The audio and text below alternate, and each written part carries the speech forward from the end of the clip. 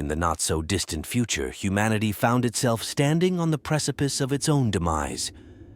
It was a time when the Earth, once lush and vibrant, had become a desolate wasteland. The air was thick with pollution, the oceans were poisoned, and the climate had gone haywire. Humanity had pushed the limits of the planet to the breaking point, and now it was reaping what it had sown. The final chapter of humanity's story began with a small group of scientists and activists who had gathered in a dimly lit underground bunker. They were the last remnants of a once proud civilization, a civilization that had reached the heights of technological prowess but had fallen victim to its own arrogance. Dr. Elena Ramirez, a brilliant environmental scientist, stood before the group, her voice trembling with a mix of sorrow and determination. "We are the last hope," she said, her eyes scanning the faces of the weary men and women before her. "The Earth can no longer sustain us. We have poisoned it beyond repair, and now it's fighting back." Elena's words hung heavy in the air as the group absorbed the gravity of the situation. They knew that the Earth was dying, and with it, the human race. But they were not ready to give up without a fight. For months, they had been working tirelessly, using their remaining resources to develop a plan, a desperate, audacious plan, to save what was left of humanity. They had called it Project Genesis.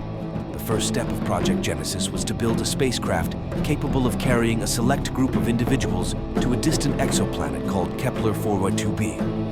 This Earth-like planet was humanity's last hope for survival, a place where they could start anew and avoid making the same mistakes that had led to the downfall of their home planet.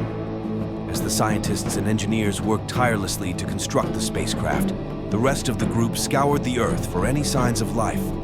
They knew that the odds were slim, but they couldn't leave without trying. They ventured into the toxic wastelands that had once been thriving cities, searching for any survivors. But all they found were empty streets and crumbling buildings. One by one, the members of the group returned to the underground bunker, their faces filled with despair. Humanity's once bustling cities were now ghost towns, and the only signs of life were the mutated creatures that roamed the poisoned landscapes. As the day of departure drew near, the group faced a painful decision. They could only take a limited number of people with them on the spacecraft, and they had to choose carefully. It was a heartbreaking process, as they had to leave behind friends, family members, and loved ones. In the end, they selected a diverse group of scientists, engineers, doctors, and farmers, each chosen for their expertise and their ability to contribute to the survival of the new colony. The day of departure arrived, and the chosen few boarded the spacecraft, which they had named the Ark. As the spacecraft lifted off from the dying Earth, those left behind watched with tears in their eyes, knowing that they might never see their loved ones again. The journey to Kepler 442b was long and fraught with challenges. The crew of the Ark faced cosmic radiation, asteroid storms, and the psychological toll of knowing they were the last hope for humanity. But they persevered, driven by the belief that they could create a new home on the distant planet. Finally, after years of travel, the Ark reached Kepler 442b.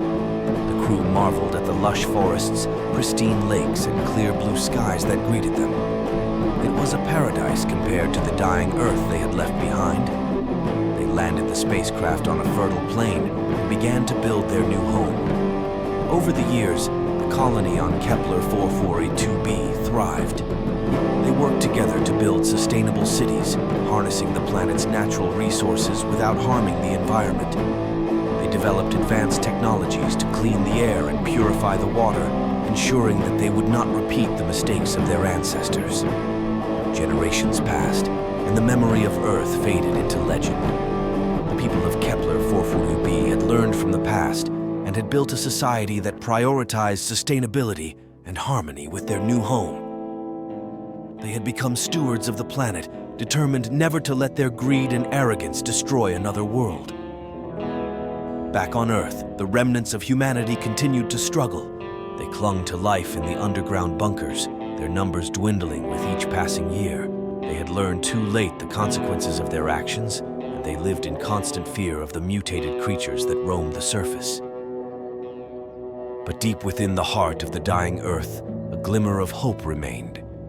A group of scientists and activists, inspired by the legacy of Project Genesis, began to work on a plan to restore the planet. It was a long and arduous process, but they were determined to heal the Earth and give future generations a second chance. As the years turned into centuries, humanity's fate remained uncertain. The people of Kepler 442b thrived on their new home, living in harmony with the planet and cherishing the lessons they had learned from their ancestors. And deep beneath the surface of the Earth, a dedicated group of survivors worked tirelessly to bring life back to their once proud home. The story of humanity's ending was not one of despair, but of resilience and redemption. It was a reminder that even in the face of our own destruction, we have the capacity to learn from our mistakes and build a better future. Whether on a distant exoplanet or on the very planet we call home, the human spirit endures, and with it, the hope for a brighter tomorrow.